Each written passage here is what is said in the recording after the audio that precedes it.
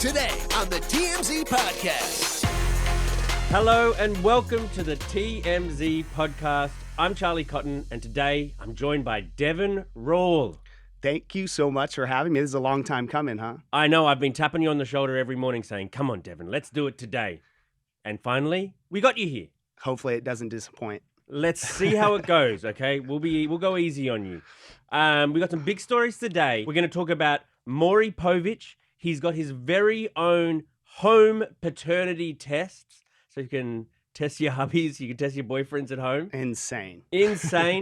But to begin with, we're going to talk about the Titanic shipwreck, the submersible that has now been deemed, it imploded. It imploded. The 5 people on board have been presumed dead. We got some interesting new information about how the waivers that they had to sign before they're going on board were very like, if you die, it's not on us. Even if it's our fault, it's not on us. Yeah, so they had to sign these waivers, which isn't that shocking because you do something as dangerous as this, I would imagine that they would want some, liability so they don't get sued if something like this does happen.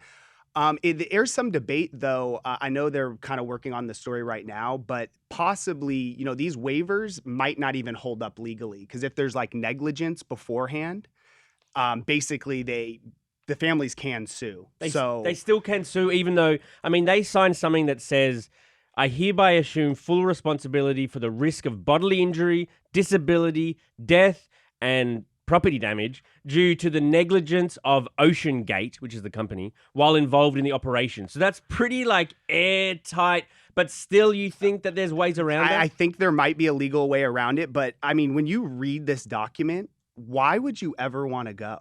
It's just you read through all these things. You're basically like, yeah, you could die. You could die. I think they say die or death 9 times in the document.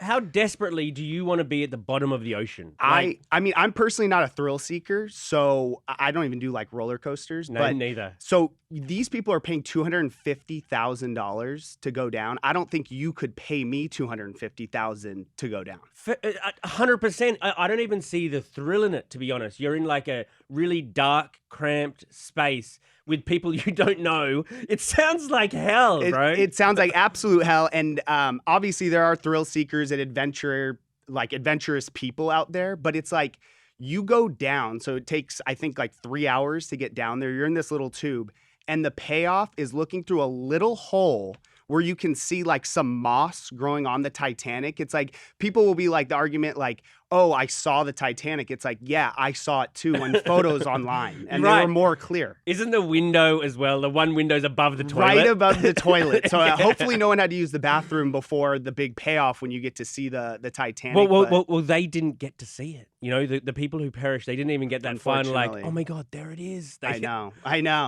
But yeah, obviously super tragic story and, the thoughts go out to all the families, but yeah, crazy. Look, one Vegas financier, his name is Jay Bloom. He had some sort of final destination type stuff where he could have been on that.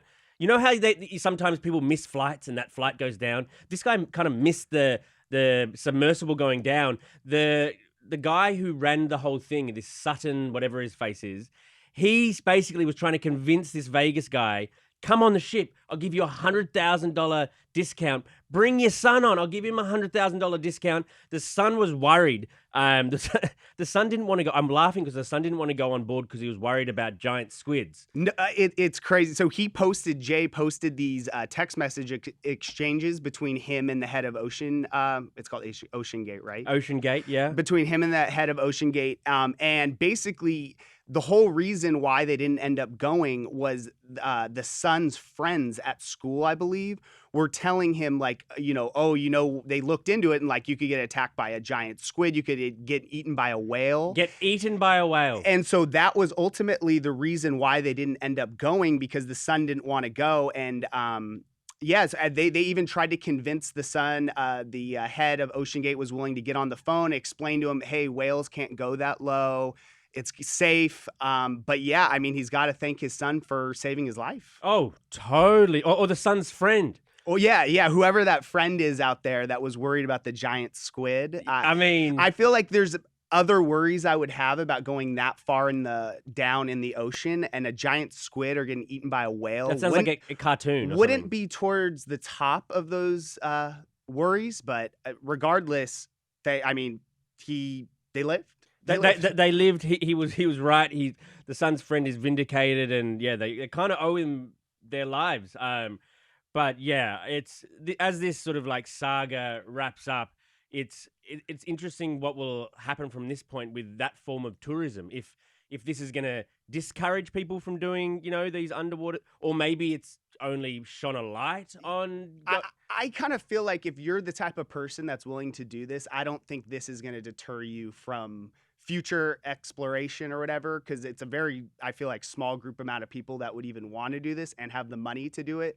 But legally, I don't know, depending on what happens with this company, I don't know if there other companies are going to want to have, the chance of getting sued or losing a ton of money. Totally. Well, I mean, this submarine company, it's almost like DIY subs. Like, it's kind of like me or you could start a submarine company and like put all these parts together. It says on the waiver, like, no government regulatory body has like given us the big tick. They're giving us like, oh, this is safe. Like, this is just like mum and pups, like, submarine. The controller was a video game, dude. Right. I don't want to go down anywhere where the controller is a video game. If the batteries can come out of it, that's a bad idea. I mean, I don't know. I played video games growing up. Those things break. Yeah, exactly. You throw them at your sibling and they can break really easily. Exactly. Okay.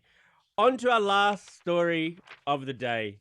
This is a good one for Maury Povich fans, because Maury Povich is obviously most famous for those paternity tests he does on his show. His show is electric. Wow. I was a huge Maury guy, personally. Like, if you call in sick for school and stuff. Oh, 100%. It's that or Price is Right, and Maury was always the go-to. Yeah, well, when he delivers those paternity tests, like the results are in, you are not the father, and then the guy does a little dance. You can do all of this at home now, because he's making his very at-home paternity tests, and they're called The Results Are In.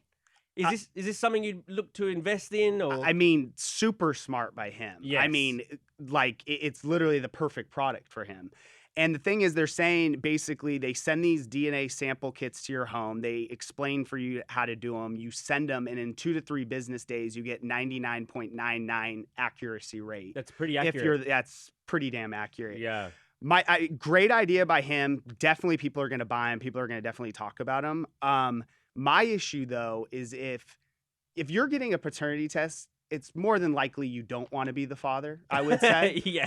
And if I'm doing an at-home paternity test and it comes back that I'm the father and I do not want to be one. You use someone else's DNA? There's that. Oh, wow, I didn't even think about that. Have you done this before? And what is DNA? Is DNA like... I think it's like spit, okay. I believe it's like when you like swab your mouth. I'm assuming that's how you do it, or a hair or something like that. It's not like that you have to like go into a jar, like put your little man into a jar. No. You're not trying to have kids. You're trying not to have kids in this situation. My bad. But, go on. So I'm just saying, like, these people probably don't want to be parents to begin with. And so if it's an at-home test, I'm going to say it comes back, you're the father. It's like something went wrong. Like, this is just like a little rinky-dink test that you sent in. But then there's a 0.001% chance that you'd be right, though.